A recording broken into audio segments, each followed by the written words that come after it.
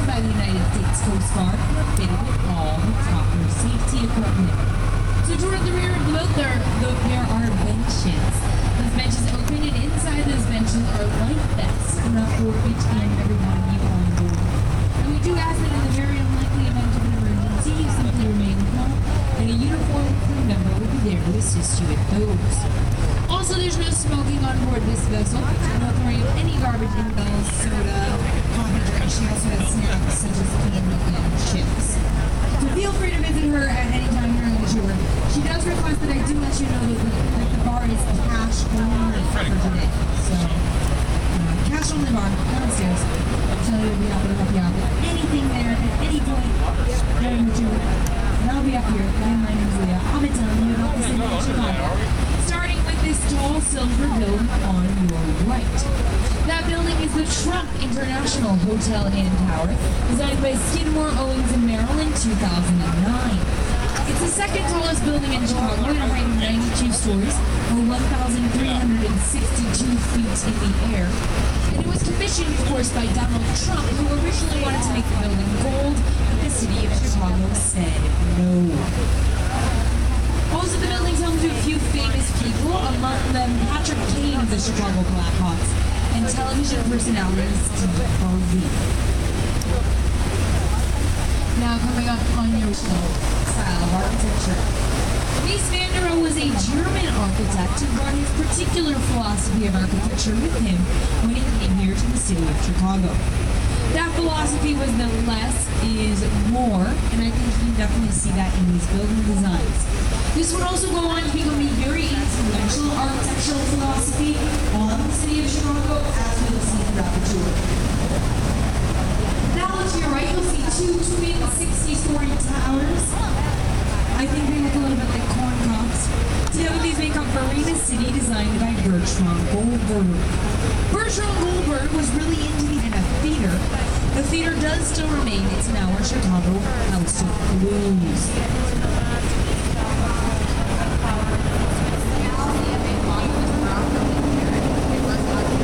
Now over to the right. Right at the back, the black sort of beige on the surface is the River Northwest Inn, designed by Colin Castlewood and Wapta. And it's connected by a promenade to the blue glass building next door. That blue glass building is the American Bar Association Tower, designed by Skidmore, Owings & Merrill in 1980.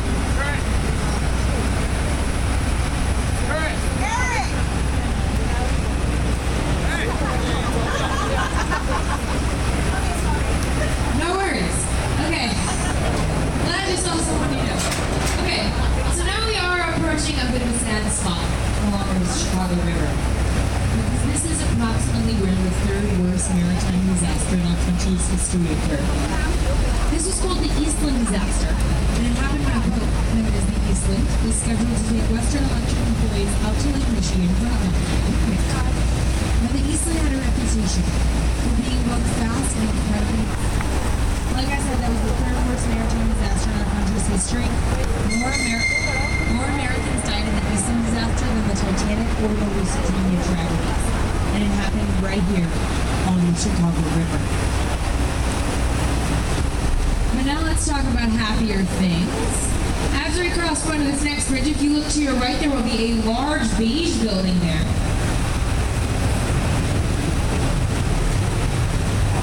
This large beige building is the Merchandise Mart of Chicago, designed by Graham Anderson, Phillips & White, in the Art Deco style of architecture. Art Deco was a very popular architectural style in America in the 1920s and 30s. Now that building itself, the Merchandise Mart, is the second largest building in the entire country, and so large that at one point it had its very own zip code. Does anyone know what the largest building in America is? The Pentagon, yes. So that is second only to the Pentagon. Also, these heads in front of the building here, these are the busts of the merchant princes of Chicago. So among them are Marshall Field, JCPenney, Montgomery Ward, Sears Roebuck, anyone who's involved with merchandising in Chicago's early days. You'll find out front of the Merchandise Mart. Now coming up on your right, the building with the dark windows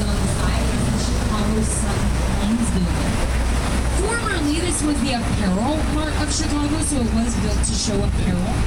And when it was the apparel mart, it had no windows because it was thought that apparel was best shown under artificial light. In the year 1831, that our founding fathers took a boat ride across the river to what was then known as the Saguenay Hotel. And at the Saguenay, those men raised their pints of beer and decided to call Chicago, Chicago. Now, if you're wondering what that word means, why Chicago? Well, it does come from a Native American word that used to be used to describe this region. That word was Chautauqua, and Chautauqua could mean one of two things depending on which tribe you were talking to. Our founding fathers were talking to a tribe that told them it meant big, strong, and tall.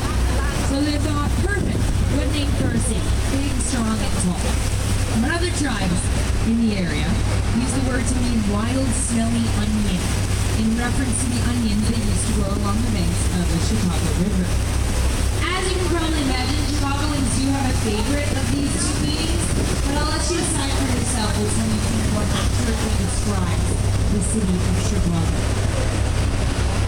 Now, as we continue here, look to your left, and in front of this next bridge, you'll see a large beige building, and that's the Civic Opera Building, designed by Graham Anderson Brooks and White in 1929. And we lost Mary because she really didn't want to be anyone without one. But if you look up and back at that building, you will see that it looks a lot like a chair or a throne. The building is nicknamed Insull's Throne, and the back of that throne faces east towards New York.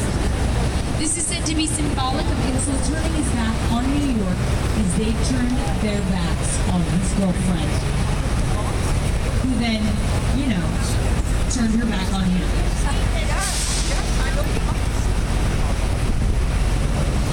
Directly on your left are two buildings, a white one and then a black one.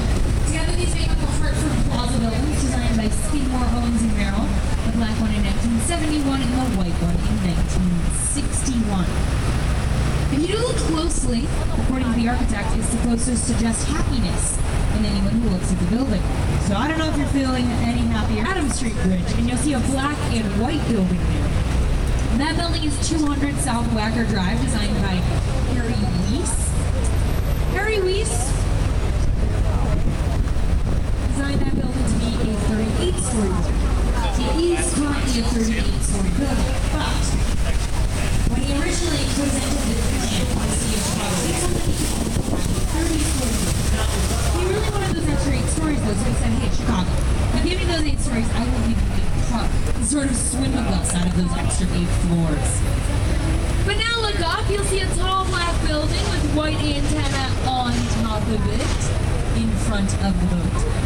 That tall black building is the Willis Tower, formerly known as the Sears Tower, and it's the tallest building we've got in the city of Chicago, at a height of 110 stories, or 1,454 feet in the air. It was designed by Skidmore, Owings & Merrill in 1974, specifically by the architect-engineer team of Bruce Graham and Dr. Fazlur Khan. Now, Dr. Fazlur Khan, the engineer, he listed 4 glass boxes on the edge of that observation deck.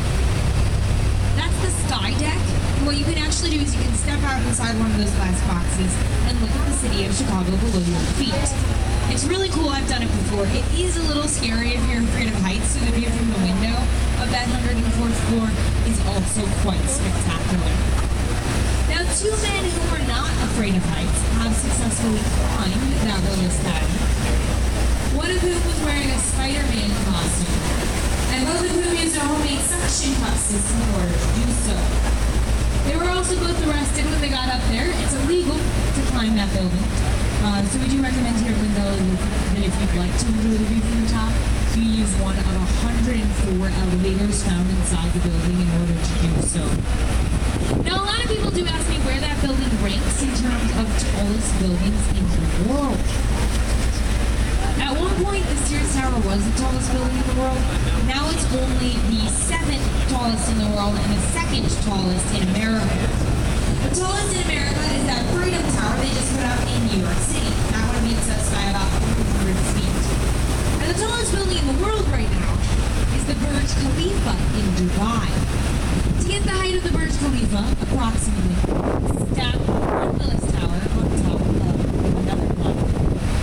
So that building is almost 3,000 feet tall. I don't know, that might be a little too tall for me. I'll stick with our Willis Tower.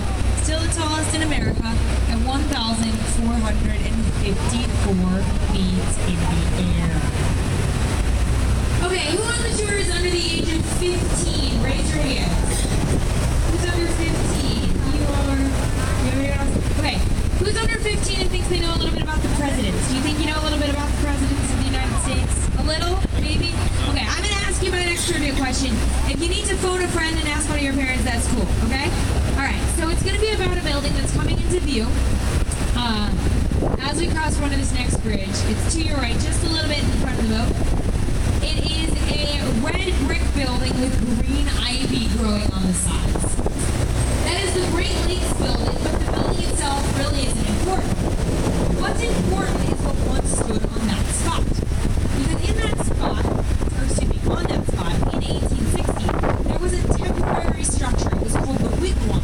And the Wigwam was built to house the 1850 Republican National Convention. Inside that wigwam, on that spot, the man was nominated to run for president. He later became America's 16th president. Do you know who that was? Abraham Lincoln. Good job. Give her a round of applause, everybody. Yes, Abraham Lincoln nominated right on that spot there.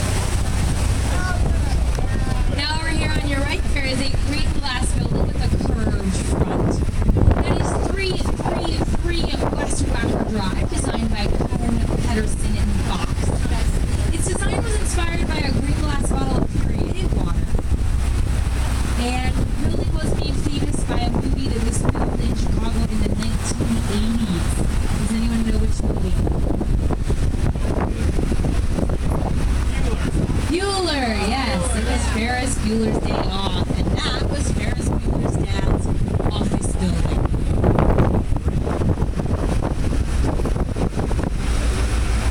Cross under this next bridge, look to your right, and you will see another building designed by that same architectural firm, Pedersen and Fox.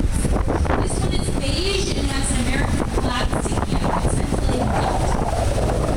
So here we have 225 West Wacker Drive on your right, and this building was designed to honor our many bridges here along the Chicago River.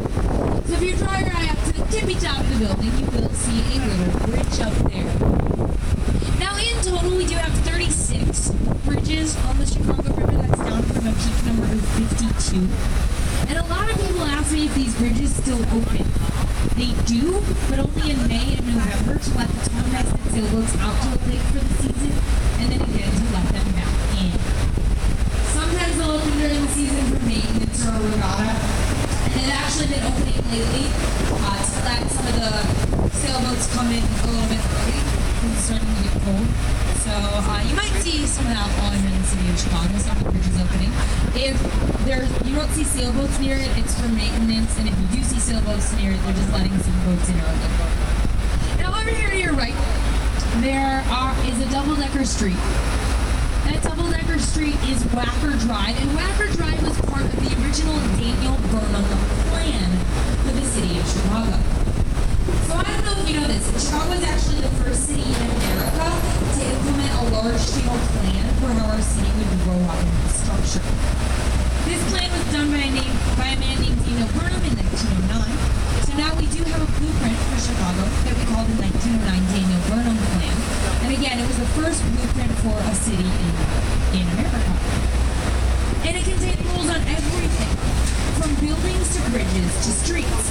Like I said, Wacker Drive over there part of the plan. But while I think most of this plan was pretty awesome, I'm not really sure that Wacker Drive was the best part of it.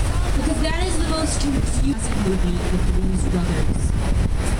Now directly to your right, this very dark gray granite building is 35 West Wacker Drive, designed by two Irish architects, Kevin Roosh and John Dinkaloo. The building is also known as the Leo Burnett Building because it's known as the Leo Burnett Advertising Agency. That's an advertising agency here in Chicago, and they've given us such characters as Snap, Crackle, Pop, and Something China. They also wrote the Meow Mix song inside that building there. Now to your right and in front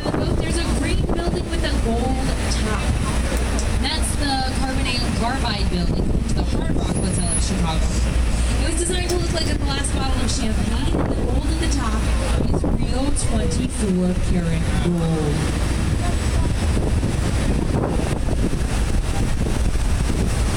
And now look again to your right and sort of back behind this bridge we just crossed underneath. And you'll see a very ornate building with a round belvedere at the top. That is the former Jewelers Building of Chicago. And when it was the Jewelers Building, it held an elevator so large that jewelers could just drive their car inside and take that up to whatever floor they wanted to go to.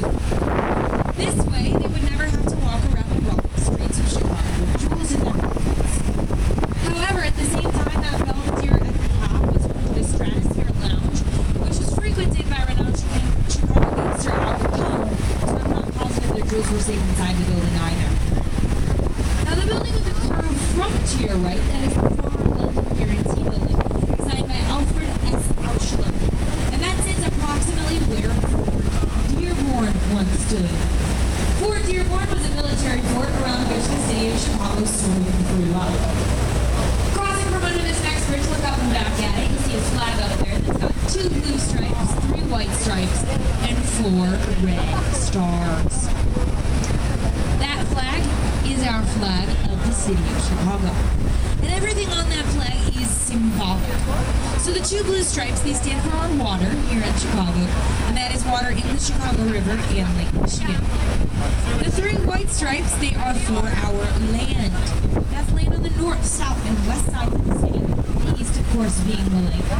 And then the 4 red stars, in order, those are Fort Dearborn, the Great Chicago Fire, the World's Columbian Exposition, and the Century Progress World's Fair. I will be telling you a little more about these red star events later on in the tour. Being reversed and steam reversed. It actually did used to flow the other way into Lake Michigan. The reason we had to reverse this river was in the late 1800s, it was incredibly dirty. It was not uncommon for citizens of Chicago to throw garbage into the river. It was also not uncommon for businesses to dump industrial waste into the river.